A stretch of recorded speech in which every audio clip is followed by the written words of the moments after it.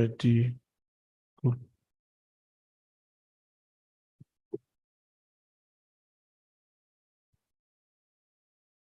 We took a break from the Premier League. We went to the FA Cup. We saw Arsenal and Man City.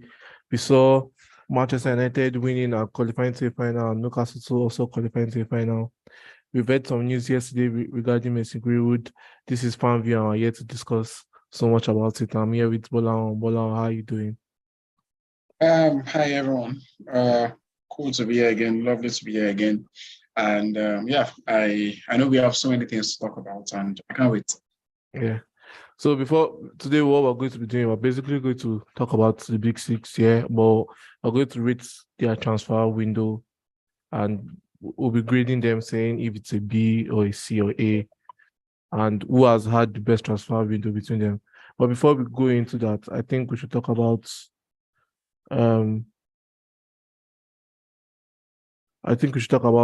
sorry, I was just checking some news. I'm hearing Reece James is going to start today, so that's good news for Chelsea fans.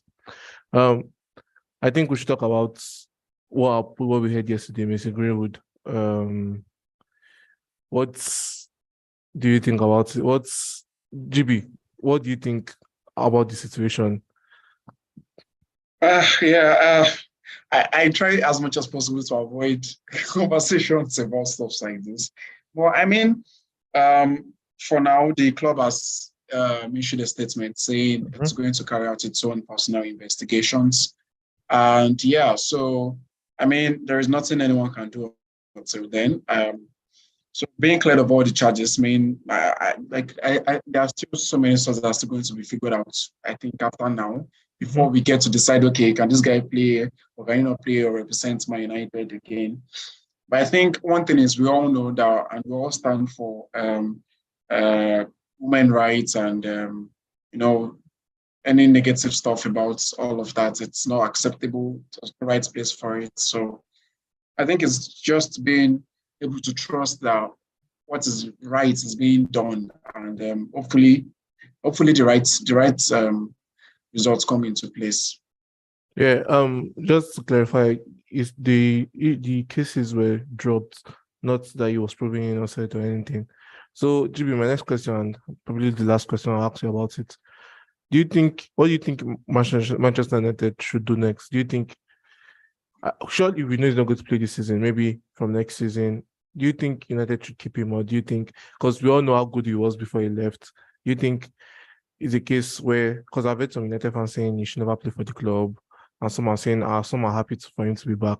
So what do you think the club should take if it's being dropped and to next season? Do you think it's time, it's better to sell him or integrate him back into the team? I think if we really want to answer that question, it has to be up to, are we bringing him into the squad based on his talents, or if United actually need him, right? So right now, I think the dynamics of the squad, okay, it's fine that we can also add back a player of such quality. I mean, we really have to, like, the coach or whoever is going to be involved in bringing it back into the team, beyond the talent, has to check if Greenwood coming back into the team would improve the dynamics of whatever is happening in Manchester United right now. Because I think if once Greenwood comes back into the team, now this is not to say that he shouldn't, I think there is going to be this new wave of constant media questions that happened during the time of Ronaldo, being asked about the player rather than what the team is doing. And I think it's going to be very similar for the first few months or period in which he comes back into the team. Whether that positively or negatively affects the team dynamics is something that the United board and the coach has to consider all in all before making any decision. So I think whatever decision that would be made must be made with the mind that him coming back into the team, aside the fact that he has talents, a lot of time talents don't cut it.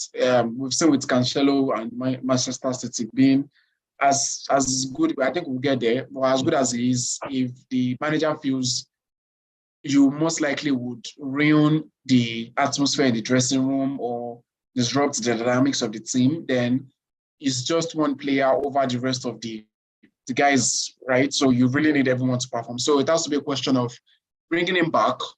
Would he actually positively affect the team or negatively? So I think it has to be weighed, and the Yeah, decision has sorry, to be very, very. when you mean negatively, what's negative side are you talking about? Is it that the players might want to? Yeah, I mean, there are so many things. I mean, aside the fact that his scenario has been shrouded with the allegations and the court cases. I think aside that, the fact that Rio coming back into the team brings a sort of different limelight to the United squad as a whole, whether we like it or not.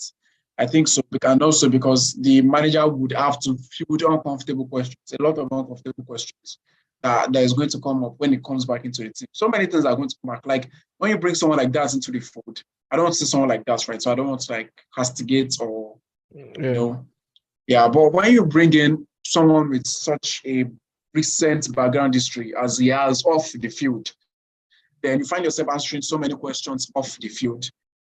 A lot of times, even rather than what is happening on field. And you really want to avoid that if you are trying to grow your side. And Man United is trying to get a new striker, trying to get new players into the squad. And so if it's a scenario where him coming back into the team isn't probably what is fitted, because I'm sure after Greenwood has left, there has been so many decisions that have been made. There has been 2 transfer windows after even. And then there's already a new recruitment strategy. There's a new idea and vision that Tenaga has alongside with the board. I don't know if Greenwood is included in the plans, but if Greenwood is probably is or is not included in the plans, coming back into the team has to be on the factor that is this guy going to help us in the journey we are going to? I mean, that's after all of the court cases are gone, and then we can look forward.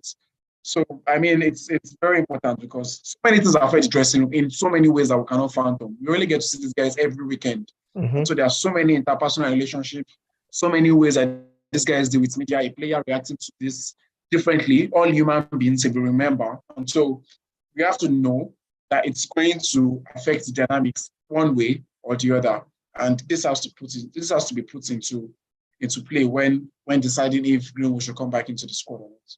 Yeah. I mean, what may I feel about it is I feel like Greenwood is just 21, and I might sound wrong saying this, but I feel like I'm as I am, so I'm 21, and we all make mistakes, and I feel like he has learned from his mistakes. If I try did it or if I thought we don't know. So I just feel like if for footballing decisions, if Ten Hag really wants him in the team, then he should be integrated into the team. That's what I feel. But then, because I've heard some people talk about Thomas Partey too, because we don't know if we actually did, but then we've heard some people say Thomas Partey has been added to the Arsenal team. Why can't Greenwood be added to it and everything? So I just feel like, just for the fact that it's very difficult, to be honest, but I just feel like if the cases have been dropped, I feel like we should just try and move on from it and integrate him back into it. But then, I mean, you're right, so many things factors to this thing. So let's see. Yeah, so just so many things that it's such an uncomfortable conversation if we are going to be really honest, because we really have to make it known and clear that anything that's against woman or human rights or women rights in general, abuse, domestic abuse, rape, and whatever it is, we all stand firm against it. I think we both agree on that, and so it's very important that whatever is going to happen, the most important thing is the rights of whoever is in this scenario is protected and justice is best served. So I think that's something that we have to make mention of. I would think even if it's to be integrated team, we should be giving education on stuff like that, or things on how to. I mean, to be honest, I would have expected better, right? But because like so many stuff like this are stuff that we've been educated on since we're kids. Like, I mean, it's just up to you, right, to decide if you want to do that or not. Like we've always had it.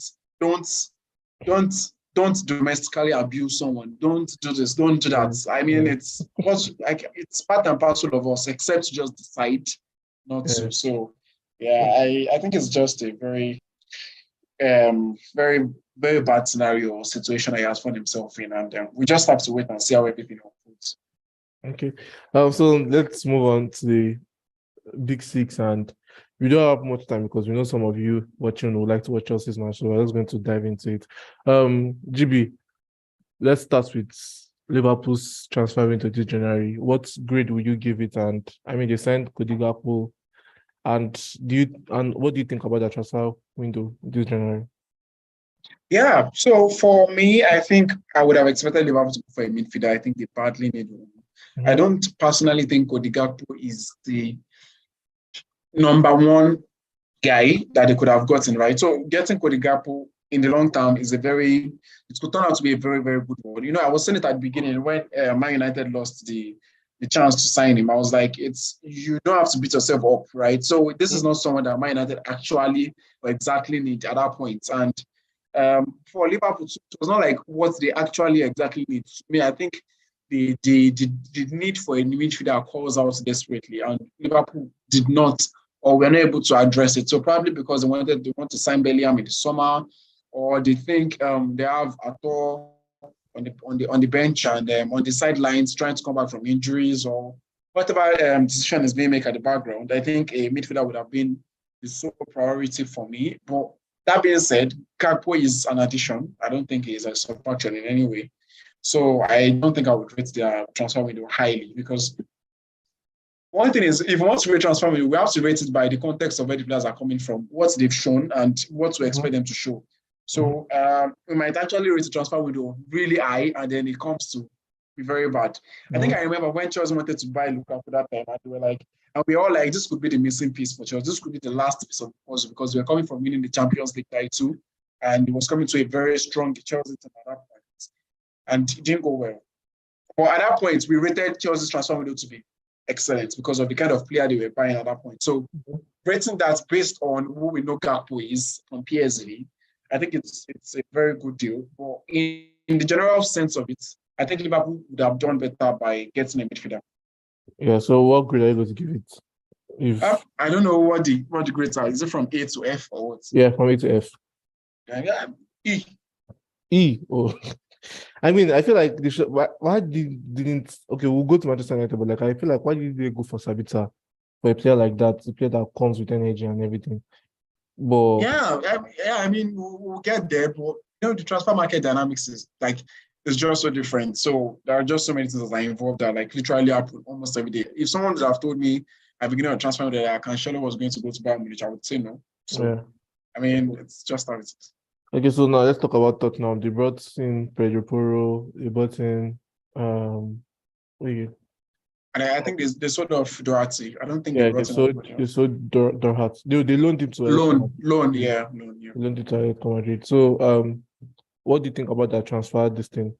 Because when I look at Pedro Porro, I see him as a Conte signing, and then now I'm like, does this mean that Conte signs an extension contract or Yeah, I think for Tottenham to go all out on Pedro Porro, despite the difficulties in getting that deal, I think it showed how much they really wanted to get the guy for Conte because it was not quite a straightforward deal. I think it took a lot of complications. There was a time Joe was like, okay, it's going to go off now, and then Tottenham tried to come back into the deal. I think this is what usually happens in a January transfer window until Chelsea shifted everything all of a sudden. You don't get to buy more than one or two players in the transfer window, yeah. January transfer window most times. And I think this being said, Pedro Porro is a very good addition for the kind of football that Conte wants to play. He's a very good wing back, very, very good one. And I think the right wing back position particularly has been somewhere that Conte has been struggling with so far because he has Emerson Real and also has Doherty as the first two choices, and then Ryan Sessegnon as the three choices that he has. And I don't think he really fancies Doherty, right? So aside from the stretch of games that Doherty has towards the end of last season that he really performed well, I think it has found it really difficult to get into that group.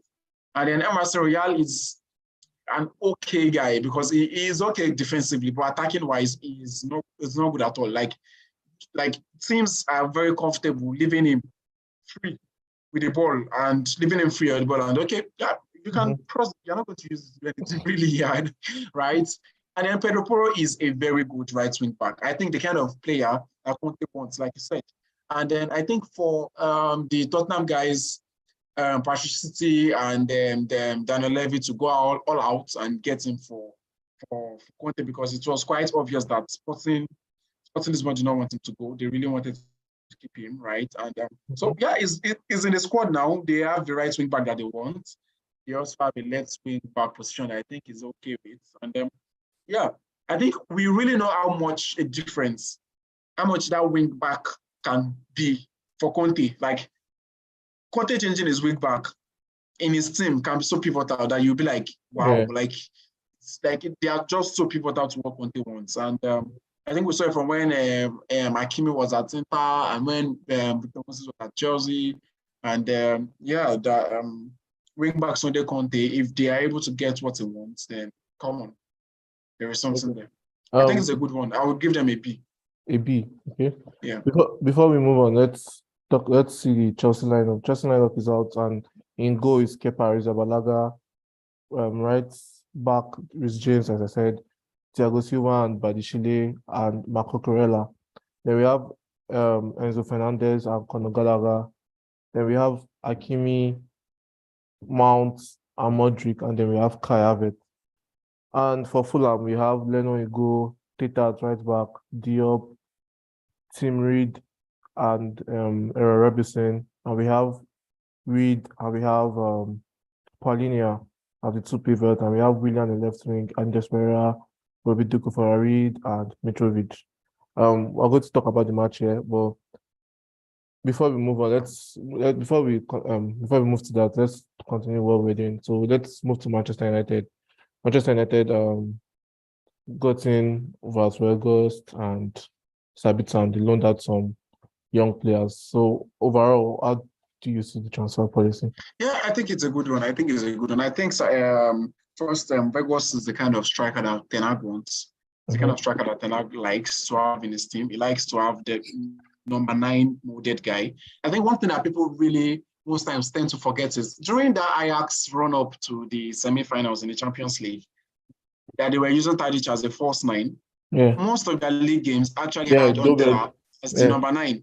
So, like, if he wants it, he likes that he has a traditional 9 that is able to hold up play, bring others to play, take up the space, push the defense line backwards, allow the wingers and the midfielders to attack the box of the opponents more clearly, pin the center backs down and allow more movement and transgression around the center forward. So I think it's a good one. I think if you also look at the kind of profile that Weghorst is, and is 6'5", 6'6", something like that, is equally okay with the ball at his feet, good at pressing, and it fits it ticks so many boxes to be a short-term solution for United, because I don't think Martial is a player that would be fit a lot of the time. So yeah, I think that's a very good one. I think it's a decent one. I think it's a square plug in a square hole.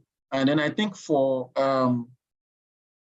Sabitzer, I think it has to be, I would like to categorize that as an emergency signing, because I think after the Eriksen injury, it was quite obvious that there was someone needed to replace it.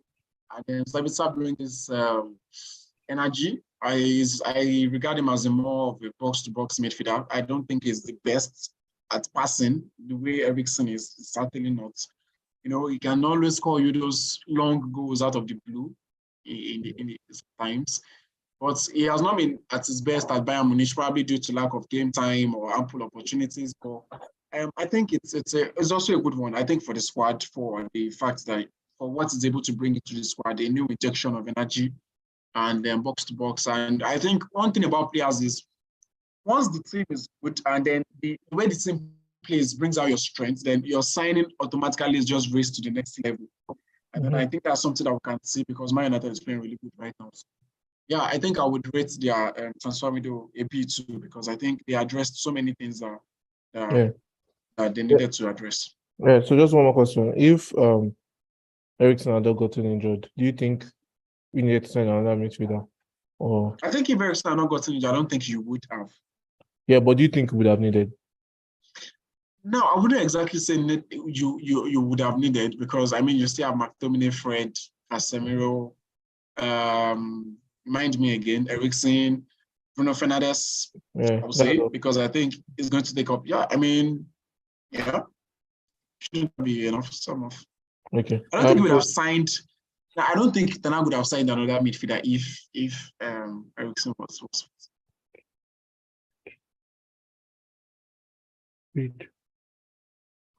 Okay, so let's move to Man City.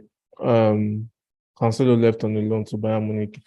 I know you have mixed feelings because you feel like Pep did the right thing for the team, or and you feel, and you also love Cancelo as a player. But the whole transfer window, I was surprised Man City did buy anybody. But then, what do you think about it? Yeah, I mean, I knew we were not going to buy anybody. It was quite obvious that we're not going to buy anybody. I don't think I'm going to rate our transfer window any highly because just looking at it normally, we lost a very Yeah, important player that would start in any team in the world, to be honest, as a right back because it's that good. But sometimes you really just have to look beyond how good this person is. The sort of dynamics that happens in the dressing room, it's very important because you are not coaching one person, you are coaching 11 yeah, people at the same time. You are trying to manage 11 people's emotions. And I think one very underlooked ability of Pep is the ability to manage so many superstars and rotate them, trying to give as much time as possible. It's very hard. It's very hard for you to do that. So for Cancelo, is the kind of player, I think if you also look at Cancelo's history, he's a player that has moved to like 4 clubs in 6 years. mm-hmm. That shows the kind of player he is. He doesn't get the chances. He's going to tell you, I want to play. If I'm not going to play, I'm going to move on. From Valencia to Inter to Juve, and then to Man City, and now to was he at Bayern. Inter? I think it was at Inter. I think Cancelo was at Inter. I think so. Yes, I think so. And now to Bayern Munich. And now you look at it, if you look at the crop of clubs that he's moving to, these are big clubs. These are top clubs. That's the kind of quality player he is. He's a very, very, very high quality player. But if you are not ready to like fight for your place, you don't believe that you want to sit on the bench and lose your spot to an 18-year-old Rico Lewis, then rather than moan and disrupt the team dynamics and all of that, Pep rather say, see, if you're unhappy, the door is open, you can go. I mean, even for players that have been happy with us, shown good respect and shown good vibes, even when they were not playing well, I think that's why I really, really respect Zinchenko and Jesus. But last summer, they were like, no, we are going to the peak of our careers and we want to play more regularly. Mm-hmm. And then the club is like, that's fine. If you want to play somewhere else, the door is open. We're not going to keep anybody against that wish. That is the first thing, because you want to start doing that, you are breeding a very unhealthy dressing room, and you don't want that, especially amongst superstars. And so, yeah, I think I'm gutted that we lost a player of that quality. Anybody would be, because he's an absolute monster on his day. But yeah, Ake is playing well, and in the team, you have to be in the team of merit. He hasn't been playing well since the World Cup. He didn't have a good World Cup, particularly. So, yeah, he's gone. So we have to move on. But that being said, I will rate my transfer window like an F. So that's that. The transfer window itself, it's an F. Before moving to that, how well do you rate Rico Lewis? I rate him very, very highly, because I believe under Pep, for you to be able to get into the team at a young age, there must be something special. That's what I really believe. And then I think for you to be able to understand that role that he's playing at such a young age, that's something really, that's something like your tactical ability is really, really, really good.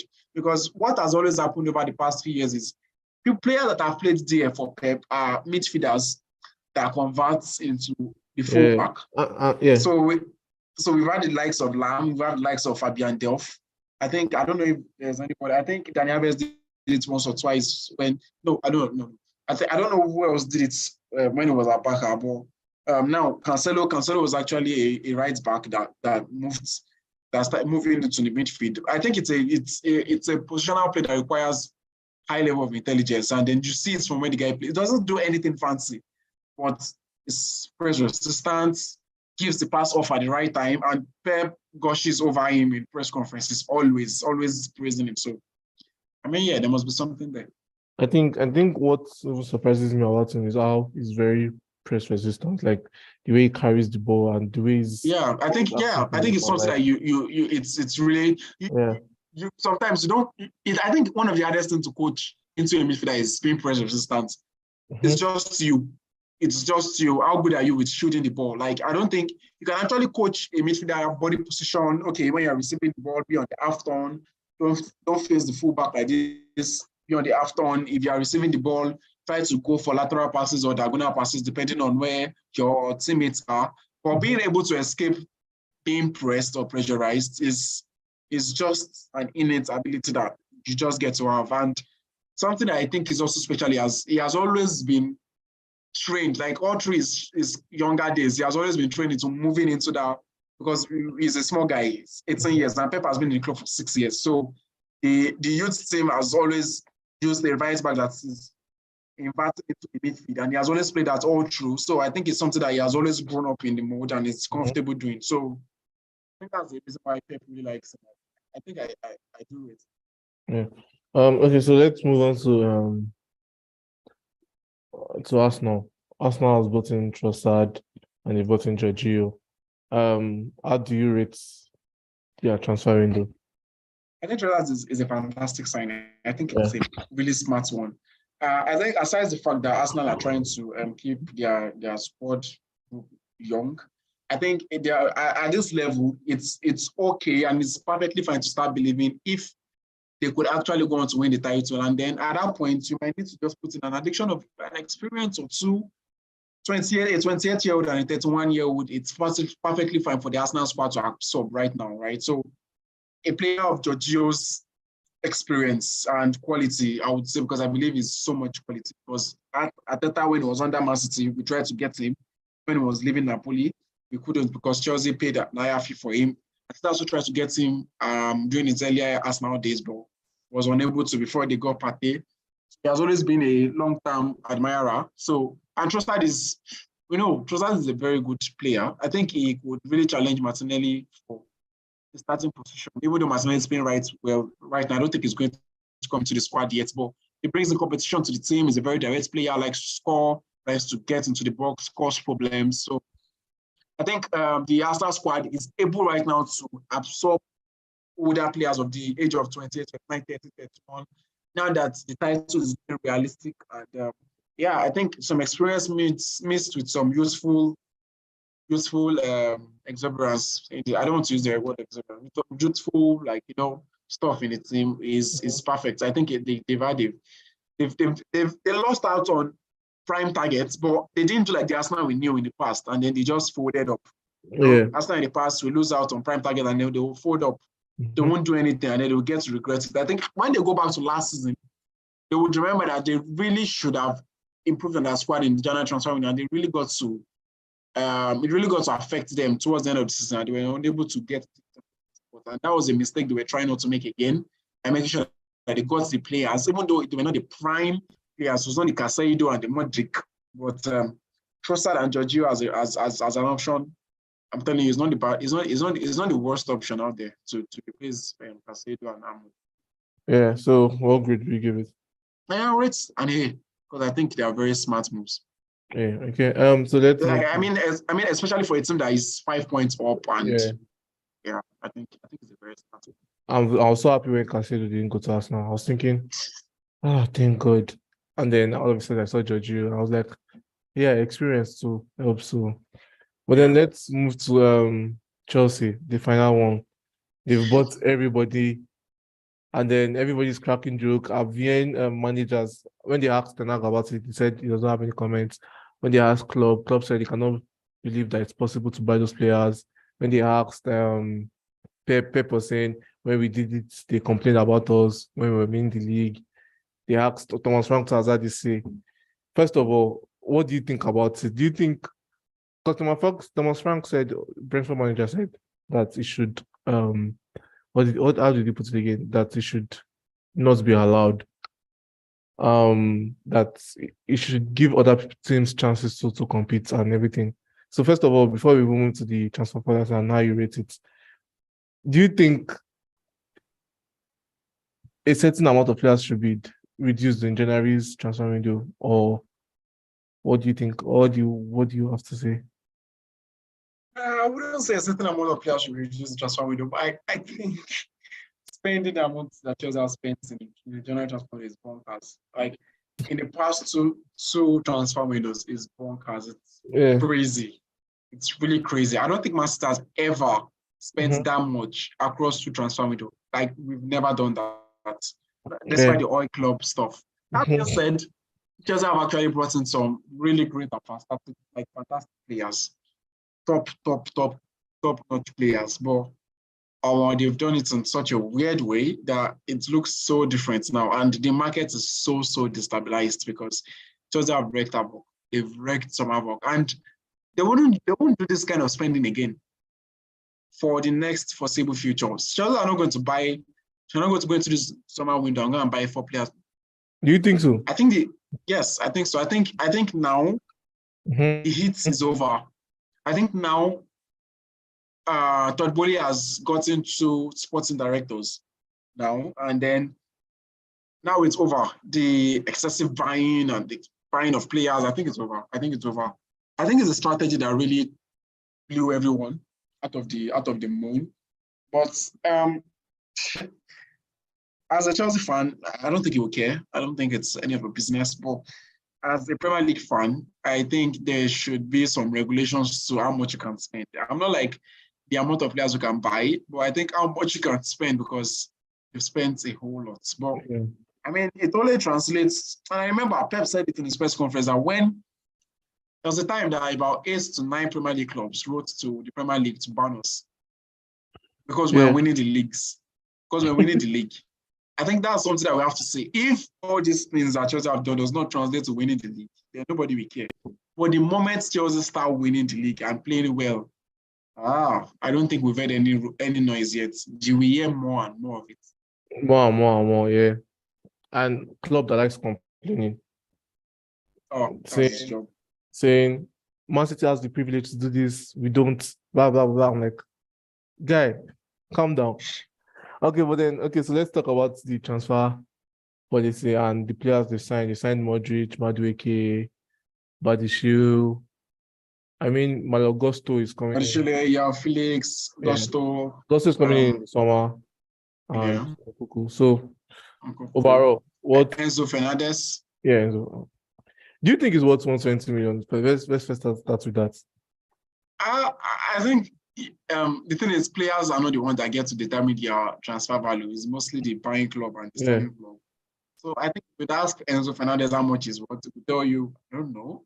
But I think if you would ask Benfica how much is what, he would tell you 120 million. That's what we want for him. Mm-hmm. So by the club's valuation, I think it's a little bit too much. But what players are what is what we get to see on the field. So we just have to we hope that we get to see 120 million watts. And we have to remember, if it doesn't come and blow everybody away this half a season, it's fine because it is a very long-term signing. It's not a 2-year signing. Mm-hmm. All the players that Chelsea signed, we're not signing a contract of 2-3 years. You see 5, 6, 7, 8 years. So it's a long-term thing. So if they're able to recoup the performances over a long term, especially for a player that could probably get into his peak at the age of 22. You're World Cup at 22. You played fantastically well in the final. You played fantastically well during the World Cup tournament. You've been playing well since River Plate, which is less than 1 or 2 years ago. You've had less than 80 league games under your belt. And then you have been able to sold for 120 million. I think he must have something special. So if he's able to show that over an elongated period of time, that's all right. But I try as much as possible to absorb players of that pressure because they are not the ones that get to determine how much they are worth, you know. Yeah. Because they have to play well. They have to play well, and then their club is like, this one is play well, 100 million. Like, what's so confusing? Now I'm seeing the lineup. I'm seeing Gallagher and Enzo playing as the two pivots. In World Cup, was he playing as a DM? I don't think he was playing as a DM. I think in the World Cup, he was having McAllister and Rodrigo da Paul. So I think Rodrigo da Paul was also helping out with the defensive duties because he's a very hard worker, box to box. And I think most times off the ball, I think Rodrigo da Paul helps at the base of the midfield, while McAllister is most times closer to the front three. So I think that's something that's very similar. Gallagher is a player, I wouldn't say like Rodrigo da Paul, but he has a lot of energy, can run, can press, can do some of the work. And I think that really helps because Enzo Fernandez is a very, very good tempo setter. He has a bit of everything. He's a very good player. To be honest, a very, very good one. So I think having a player like Gallagher that could do the pressing, the work out the possession alongside himself, and then off the ball, help carry the ball. He's also good at carrying the ball. So I think he's a player that is 22, and with time we get to know his best position. But yeah, I think he can do well as a CM, and yeah, I think Chelsea actually have a real talent, to be honest. Manchester United, if you're watching this, please and please sign Rice.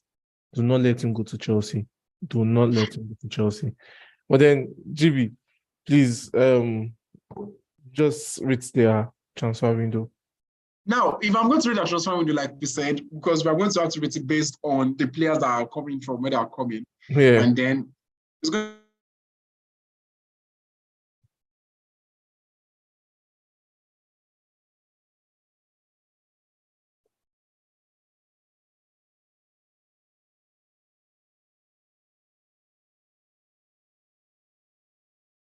Hello. Well, just with GB, I think I was going to rate Chelsea's transfer window. So please, if you have any comment or anything to say, please just put it on the comment, and I promise we'll try and read as much as we can. And then we'll talk about the transfer window. We're talking about Enzo Fernandez, whether he plays as a DM or he plays as a box to box. And I think we all know that he plays as a box to box. He can play as a box to box midfielder, and he can play as a strike, as a DM. So that's what we're basically talking about. And we're talking about how we expect what we expect from Chelsea and what we expect from Chelsea in the forthcoming transfer windows and everything. I think GB is coming back right now, so Oh, yeah. yeah, Sorry. no problem. So yeah, so sorry. So I was saying, if Like, we're going to read them based on the players that they got in, because if you look at the players that they actually got in, they are all potential superstars. They brought in the best of the best. So I mean, it's going to be an A plus because João Felix and Modric, the ceiling, Enzo Fernandez, the ceiling, Nkuku, the ceiling, Badiashile, good player. Wesley Fofana, good player. Sorry, not January's though, but Gusto. I mean, just look at the names I'm mentioning. So if everything clicks well, right, it could be something else. okay. So what is your grade? A plus F, because they've brought absolute madness. They've done madness. Yeah. Okay. So now we're just going to please you can just take 2 minutes for each fixtures this weekend. Just explain how you think it's going to be on your score prediction, and I'll give mine after you said it. So Chelsea versus Fulham. I think Chelsea is going to win. I think they are going to be buoyed by the new signings, the fear, the stadium. I can imagine how Chelsea fans are so going to be eager to watch the meetings. Like the stadium will be loud, everybody would be sharing, so many things. Nothing fuels a fan base like transfers. Yeah. Nothing. So I think Chelsea will drive on that and win. I would say 2-0 or 2-1. Yeah, I think it will be 2-1. I think Fulham will score. And how surprising will it be if Fulham scores first? Oh my God. It's going to be very, very interesting if Fulham scores first.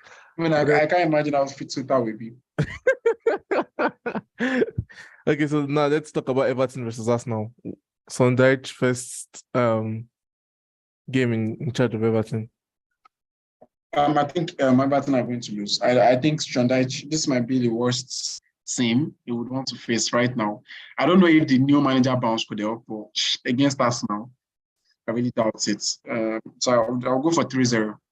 I feel like Everton is going to. I feel like Arsenal's going to draw points here. I don't know why. I just feel it. Like I really love Sondage, and I don't love how he plays, but I just love his personality. So I just feel like his personality is going to bring so many things into that dressing room, and manager bounce is going to work on the day. And I feel like Arsenal will draw points, but then we shall see. And I'm going for 1-1. Okay. I think I get your points too, though. I'm going 1-0. 1-0 Everton. Oh, no, I don't think so. I don't think Everton can keep a clean sheet. Yeah, with Sondage football, anything is possible. Manchester United versus Crystal Palace. Yeah, I think the last one, Man United were very unlucky not to get the 3 points. Yeah. The Olise wonder goal. Mm-hmm. That being said, I think they were still slippery. I mean, waiting until that time to consider a goal. I think it was a slippery performance. So Mm-hmm. Crystal Palace are not the easiest opponents, but you're playing at home. So I fancy a 2-0 win. Yeah, I'm going 3-1 win Manchester United. Wolves versus Liverpool. Wolves doesn't seem to know how to score at the moment. I don't know what's wrong. I thought Lopetegui would be able to change things. I think he has, but they won't just be able to find back of the net. Yeah. I mean, I don't think Matthias Cunha started playing with them regularly yet. I think they bought a striker. So, yeah, I don't think Liverpool are in a good form at all. But watching Wolves against Man City, they are still susceptible to some of the issues that were there before the Pittsburgh came in. So, I would want to favor Liverpool very highly, but I think it could be a draw as much as a Liverpool win. So, I would go for a 1-0 win, Liverpool.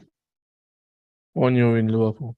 Okay, so by 6 o'clock tomorrow, Newcastle versus West Ham. Please, West Ham, please, I beg you, name of God, I need you to draw or get something. This Newcastle are so annoying. But what do you think? I think Newcastle is going to draw this match. 1-2. I know. Newcastle don't concede that much. Their defense has been excellent. Yeah, so 1-1. Terribly good. And West Ham don't score. So I feel Newcastle is going to win. Maybe 1-0 or 2-0.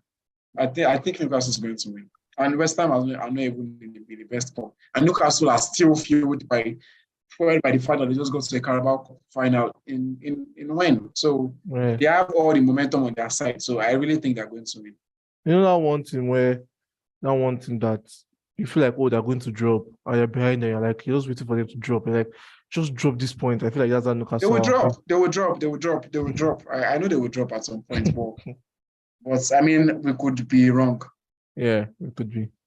So Tottenham versus Man City. This is the big one. What do you think about it? I never feel good about Tottenham. Never. And the funny thing is, in this their stadium, I've never scored, I've never drawn, and I've never won before. Since they've gone to their new stadium. So it doesn't even look good at all. Well, I think I would not be so pessimistic like I was the last time. So I would go for a 2-0 win. Just because Conte will not be on the touchline. What's the word now? Condolence. All wishes, and condolences for him. So I think that could just be an edge. So I would say 3-1 because I don't think we can keep a clean sheet. Yeah, Alan is there, so I'm going to go for Man City to win 3. No, since you said 3-1, I'll say 4-1 Man City. So let's move on, and okay, that's all. So thank you very much, GB, for coming. And this was a very great short show, even if it's not that short, but it's a short under 50 minutes. But then, GB, I mean that's short by our standards. Yeah, GB, thank you for coming, and any sign off? Oh yeah, thank you for coming. I was wondering why you didn't mention my team. What team? My next manager. Oh, Brighton. Oh. My boys. You skipped my boys. They're playing Bournemouth. Obviously, they're going to win. Welcome to the Mitoma party. That guy is a genius. If you see the goal he scored against Liverpool, the way he took that goal, you just know that for a player to take that extra touch is special. That guy is special. Yeah, he is. If Caicedo is worth 70 million, I wonder how much is worth. I mean, we have to wait to see. Yeah, we have to wait. And do you think Man City will buy him? Do you think he's next level? I know we're not going to buy him. Why not? I rate him very highly. Yeah. But I don't think we have wingers leaving our team this season. I don't know if they're going to buy one in the summer. I think we're going to really spend money in the summer anyway. Yeah. But I don't know if I'm going to buy one. Yeah, I'm moving Liao to City. I don't want that guy. Please, I don't want him. I don't like him. Oh my God, finally. I've seen somebody. When I tell Jesse was telling me, now what do I know? What do I know? I'm like, okay. I I just didn't like, say it's not good though, but I don't want him in my team. Sorry. why? I don't just want him. I mean, you guys I need think that. Grealish should keep playing well. I think Grealish Yeah. is playing well right now. People are not mentioning it, but Grealish is playing well. Yeah, but like I feel like what Man City, I feel like why people say you need a winger is because you need that very fast, direct winger. That kind of Like, stuff. And I don't know if Pep really wants to play with that kind of stuff with Haaland as the front man, that fast pacey winger. But so every season, you Pep, think that guy is sold Sterling? no, Sterling left because he wanted to play more and he Yeah. couldn't find. Yeah. Okay. I think it would be exciting for us to have that kind of Sani and Sterling again. I love wingers like that. That anytime Oh, they're running, you're like, what's going to happen? That feeling is superb. oh my God. FIFA 18, the way, just my team. Oh my God. As in, you just have to press through ball and then R1 and I don't I run mean, and square the and ball. double tap to Aguero, just square the ball to Aguero and then a Yeah. goal. Or KDB that's running from the back and then shoot from outside the box. It's a goal. Like Yeah. just custom made. Yeah. But then any sign of before we go? Yeah, I think my sign off is Mitoma Brighton, my next manager. Oh my God. Um, you guys, thank you very much for coming. Please enjoy the weekend. Enjoy so many matches, and Chelsea's about to play. Let's watch the new boys of Chelsea, as they say, Chelsea Cowboys, and we'll see you. Sorry, London Cowboys. We'll see you very soon. See you Monday. Goodbye.